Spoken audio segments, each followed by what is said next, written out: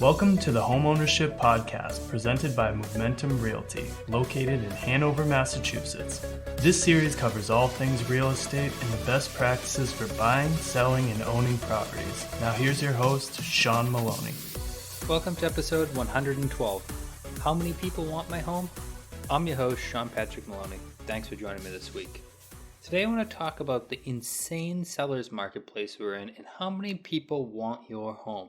I was out this weekend looking at homes all the way from Rhode Island all the way up to Boston. I went to Canton, I went through Stoughton, I went to Avon, I went through Rockland, Hanson, Abington, Taunton, and so many other great communities. And I can tell you every single place I went, I saw buyers. And man, did I see buyers. Lots and lots of them lined up down streets, waiting out in the cold, waiting for the seller's agent to allow them in the open house, even standing in the rain.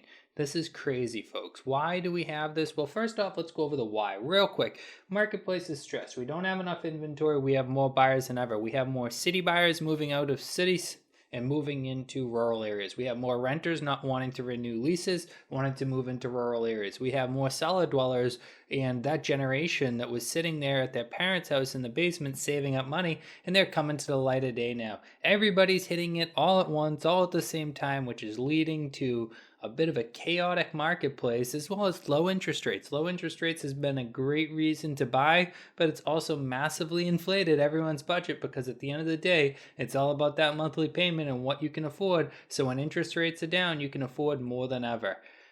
Overall, it is insane.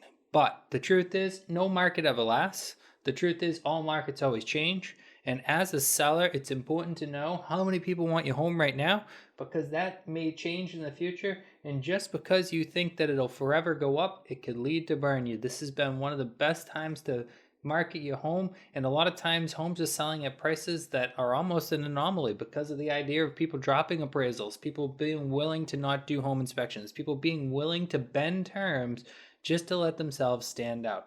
So now let's go over some of the houses this weekend. One of the houses I went to, I saw over 40 people physically on the property waiting to look. I went to schedule another showing. There was 75 showings for this house. They had no more time slots available. Imagine being able to tell a buyer, hey, I know you're a buyer. I know you're qualified. I know you're well qualified. I know you want to make an offer, but we got enough. That's how good it has been. How many people are in your home is a very important question, though, is how is your agent utilizing the time? Imagine telling someone you don't have time for them. How did that happen? Well, that happened because a lot of agents out there are putting houses up for sale and making them only available Saturday and Sunday and only available for a few hours and only available in 15-minute time increments. First off, 15 minutes isn't enough time to look at a home to make an offer. And what can that lead to? That can lead to the terrible situation where you have a great offer, you guys get together, you go through everything, home inspection comes up and somebody flakes out because it wasn't exactly what they thought it was because they didn't give it an honest look. When people give it an honest look, a lot of times the home inspection catches a lot less of the tiny little details that should have been seen. The visual inspections, the cracked window, the attic doesn't have space in it, whatever it be. I can tell you a lot of people aren't fully looking at the home because of the excitement, the pandemonium going on with so many people around, and the stress of feeling like they need to move quickly. They're not looking at the homes all the way. So as a seller, that is risky. And the idea of you accept an offer, you think you're good, and then they decide to flake out later, especially don't ever accept a sight unseen offer. I can't believe people are doing it. I cannot, as a broker, highly advise more than to force the person to come down. Look, don't turn them down. Maybe if they're overseas, maybe if they're far away, but if the person is local and they're saying they can't find time for housing, understand those types of people. Understand the person who says they can't find time for housing. Now, of course, there's exceptions to every single rule, but most people that say they can't find time, it's because they don't want to find time. They don't think it's that much of a priority, which should tell you how it's going to go later on, versus the person who will make time no matter what, that's dedicated to the cause of buying your home. Now, let's talk about all these people and all these open houses. I've seen so many people through homes. What I want to tell you guys, sellers, pay attention. Make sure to put things away. If you have a gun license and you have bullets, make sure to secure them before having people buy the house. Make sure to check your drawers, the top drawers, and make sure they don't have jewelry, money, different things like that. Tell your agent if there's things in the house that they need to prevent and watch over. Make sure when your agent comes to do one of these mega massive open houses, they bring a backup. I recommend to all my agents, obviously I can't force them, but I recommend to all my agents, even if it's a husband, wife, whoever, maybe they can't answer questions about the property, but they can still act as a guard. They can still watch the door. They can still do crowd control. They may not be able to answer questions because they're not a licensed Massachusetts real estate agent, but that's fine. You can print out the sheet of paper that has all the information. They can hand it out and tell people you're number 12 in line, and we will text you when you're ready, or whatever system you're using to get people in. But going solo for your agent is just not a good place to be because it's your house and your possessions on the line.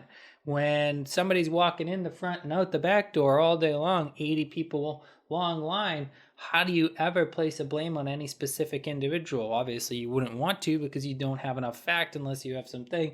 But going off of suspicion, you risk being one of those people that judges people based on what they look like. I hate to break it to you, but thieves come in all colors and sizes. Thieves come in all shapes. They talk all different types of game, and sometimes they're the nicest people in the world, and they build your trust just to be a backstabber. So realize you can't trust anybody when it comes to your stuff, except for your agent and their professionalism. That's why it's important. Just like I always tell people, over here at Movementum Realty, we call ourselves Move Mentors. Why? It's because we mentor you on the moving process. As you see, even in this podcast right here, I'm saying some things that a lot of agents wouldn't want to say. Why? Because they want to save. They want to save money on their budget. They don't want to have two people. They don't have to split any of the money. They want to keep it all for themselves. Well, I'm not saying that agents here have to pay each other. I'm not saying agents, but agents over at Movementum Realty are educated on the dangers for the homeowner about what could possibly happen, because with so many bodies through your home, there are certain things that can happen. Now let's talk a little bit about after the home is seen and the offers start coming in.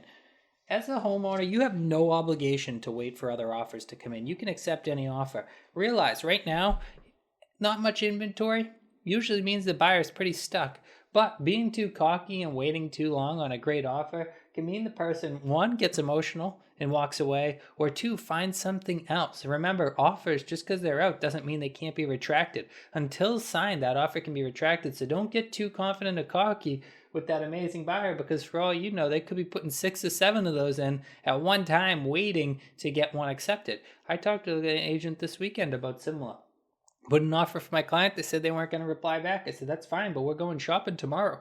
No threat. Commitment. We have to find a house. I'm not telling you it to hurt your feelings, and I certainly don't want it to hurt our offer, but I highly recommend your people take a look at it right now, because we're not going to be here. And I know, as a person, you want everybody to get through, but you have to be real about what is best for you, because it's all about you. You're the homeowner. You're the one selling. You're the one trying to get your place sold.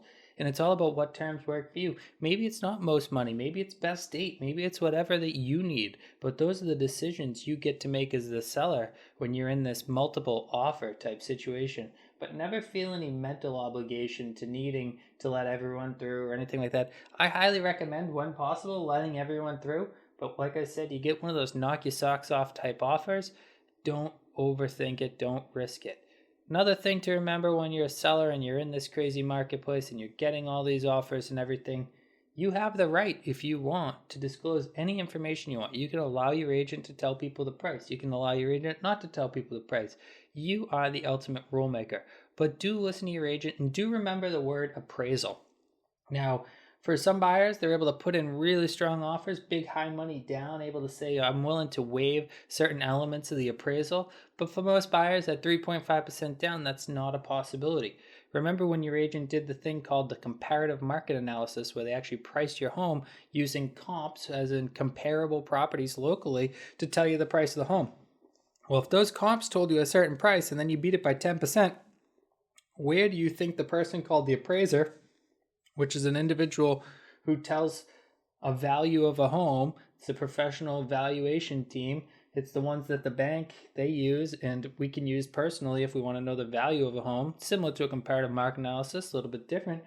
But where do you think they're going to get other comps? Now, of course, we have closures between here and our closing date. If we take an offer today, we have somewhere between 30 and 45 days to watch what closes between here and there. And there's an upward trending market. But accepting an offer and knowing that the person won't appraise out can be short of a big problem. Or you just have to be honest with yourself that we're willing to renegotiate and take the best money that the bank appraiser says we can actually take because we're happy with that number.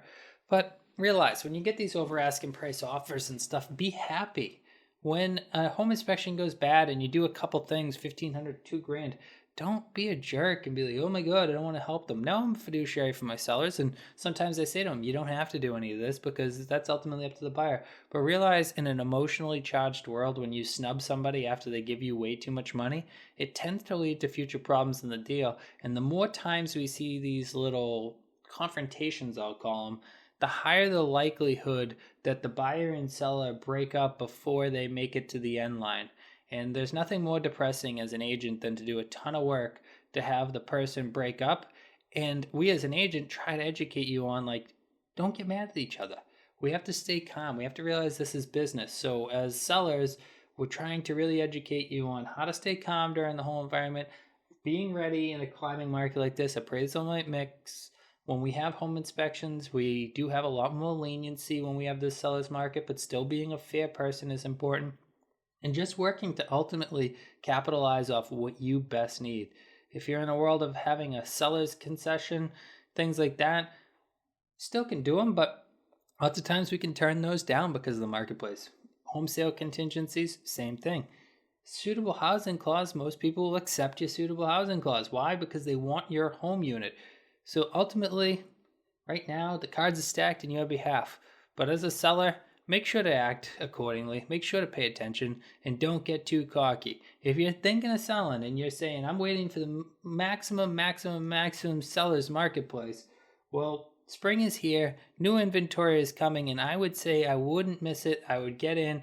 Reach out to us over here at Momentum Realty. We'll set you up with one of our Move mentors. They'll help you buy and sell a home both at the same time, or just help you sell the home that you're looking to get rid of and cash in on and move. Or we can also help you with referrals and moving you out of state to any state. We moved people to California, New York, Florida, Rhode Island, and many other states last year. Thank you so much for listening. Make sure to subscribe. Tell your friends and family about it if you haven't yet. Check out our Facebook group, our blog, our newsletter, and all the other great information we put out on the Homeownership channel. Thanks again and have a great week.